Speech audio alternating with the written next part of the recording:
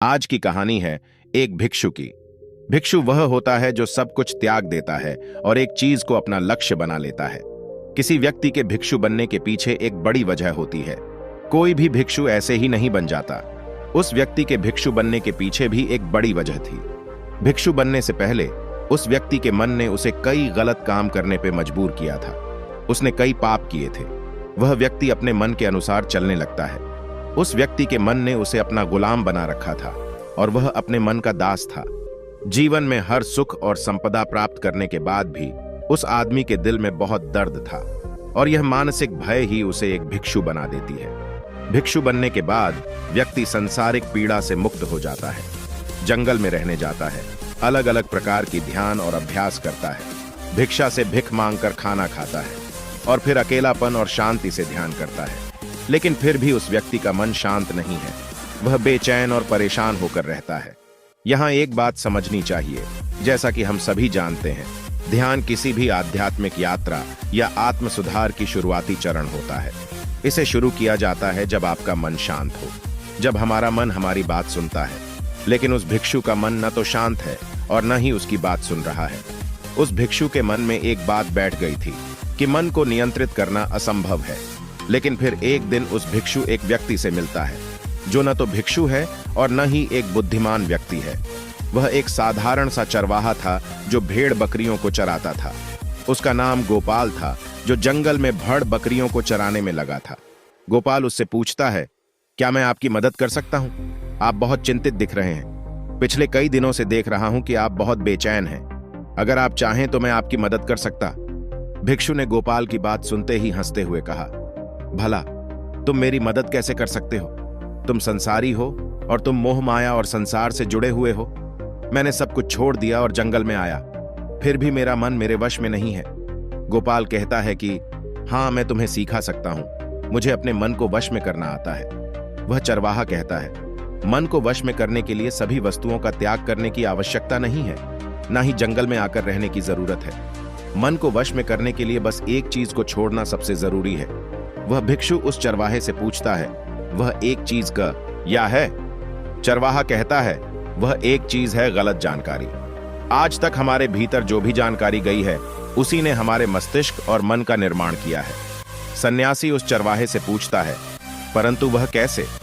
वह चरवाहा समझाते हुए कहता है, मान लो तुमने आज तक अपने जीवन में सेब का फल ही नहीं खाया है, तुम्हें सेब के स्वाद के बारे में कुछ भी नहीं पता, तो क्या तुम्हारा मन कभी सेब खाने को कर सकता है? नहीं ना। इसीलिए हमारे मन का निर्माण जानकारी से होता है। वह सन्यासी चरवाहे की बात से प्रभावित हो जाता है और कहता है, क्या तुम मुझे थोड़ा और विस्तार में बता सकते हो इसके बारे में? गोपाल भिक्षु को बताता है कि अगर तुम अपने मन को नियंत्रित करना चाहते हो तो मेरी बातें ध्यान से सुनो। तुम अपने मन को नियंत्रित कर सकते हो जब तुम अपने मन की जड़ों को देख पाओगे। मन का निर्माण जानकारी से होता है और हमारे शरीर में जानकारी के 5 प्रवेश द्वार होते हैं। पहला, आंख। अपनी आंखों से जो कुछ भी देखते हैं, अच्छा या बुरा, वह सब हमारे मन की याददाश्त में इकट्ठा होता रहता है। दूसरा, कान। जो कुछ भी हम अपने कानों से सुनते हैं हमारे मन में वैसे ही बीज के रूप में बोया जाता है। तीसरा, जीभ। जिस भी चीज का स्वाद हम ले लेते हैं वह हमारे मन की याददाश्त में अंकित हो जाता है। चौथा है नाक। जो एक बार सूंघ लेते हैं, चाहे वह सुगंधित हो या दुर्गंधित, वह हमारे मन में दर्ज होता है। और पांचवा है स्पर्श। जिस चीज को हम एक बार छू लेते हैं, स्पर्श कर देते हैं, उसकी याददाश्त हमारे मन में कहीं ना कहीं अंकित हो जाती है। इन 5 और शारीरिक द्वारों से जो भी जानकारी हमारे अंदर प्रवेश करती है वह जानकारी बीजों के रूप में जमा हो जाती है और धीरे धीरे वृक्ष बनते हैं। हमारा मन मिट्टी की तरह है जिसमें बीज बोए जाते हैं और हमारी बुद्धि बीज बोने वाले किसान की तरह है। अगर हमारी बुद्धि गलत जानकारी के बीजों को सही जानकारी के बीज समझकर बो देगी और भविष्य में जब वह बीज वृक्ष बनेगा तो भविष्य में वह पेड़ खराब फल देगा। हमारा मन एक उन्नति के काबिल किसी खेती की तरह है जिसमें हम जो भी बीज बोते हैं वह हमारे अंदर उग जाते हैं। जैसे कि एक किसान ध्यान से सही बीज चुनकर उगाता है ताकि उसकी फसल भरपूर और फलदार हो, हमें भी अपने मन को सच्चे और सकारात्मक विचारों से सजाने की जरूरत होती है। जैसे कि एक माली अपने उद्यान की देखभाल करता है, हमें भी अपने मन की देखभाल करनी चाहिए। सच्चे विचारों, अनुभवों और जानकारियों से इसे पोषित रखें। इस तरीके से हम अपने अंदर एक समृद्ध भावनाओं, समझदारी और विकास के वृक्षों को खूबसूरती से फूलने देते हैं। तुम्हारा मन तुम्हारे बस में इसीलिए नहीं है क्योंकि तुमने पहले से ही अपने मन में बहुत सारे गलत बीज बो रखी हैं और अब वह बीज बड़े वृक्ष बन चुके हैं।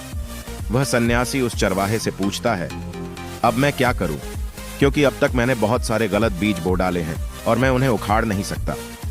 गोपाल भिक्षु से कहता है, तुम अब तक अज्ञानता और अनजाने में गलत बीज बो रहे थे, लेकिन अब से सच्चे मन से सही बीज बोना शुरू करो। अगर अंदर हजारों गलत बीज हैं तो क्या हुआ, अब तैयार हो जाओ लाखों सही बीज उगाने के लिए। तुम्हें बस ध्यान देना होगा, यह देखना कि इन 5 द्वारों के माध्यम से तुम्हारे अंदर कौन सी जानकारी जा रही है और जो जानकारी आ रही है वह सही है या नहीं। भिक्षु पूछता है, यह कब तक करना होगा? गोपाल कहता है, पूरी जिंदगी। जैसे तुम हर दिन अपने पेट को अच्छा खाना देते हो, ठीक उसी तरह हर दिन अपने मन को भी अच्छी जानकारी और सही विचार दो। जीवन में हर दिन, हर पल तुम्हारे सामने 2 विकल्प होंगे, जिनमें से एक सही होगा और दूसरा गलत, लेकिन तुम्हें हर बार सही विकल्प का चुनाव करना होगा। हमेशा याद रखना, सही चुनाव करने से तुम्हें अंदर दुख हो सकता है, तुम तकलीफ भी हो सकती है, लेकिन वह तकलीफ कुछ समय के लिए ही होगी। तो चाहे अंदर तुम्हारे कितना भी दर्द हो, तुम्हें हर बार सही विकल्प का चुनाव करना होगा।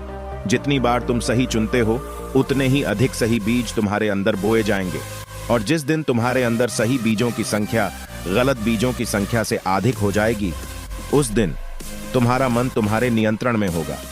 लेकिन उस दिन के लिए तुम्हें आज से ही अपने प्रयास को जारी रखना होगा। भिक्षु गोपाल के बातों को समझ जाता है। अगर आपको यह वीडियो पसंद आया हो तो इसे लाइक और अपने दोस्तों और परिवार के साथ भी शेयर करें। नमो बुद्धाय। धन्यवाद।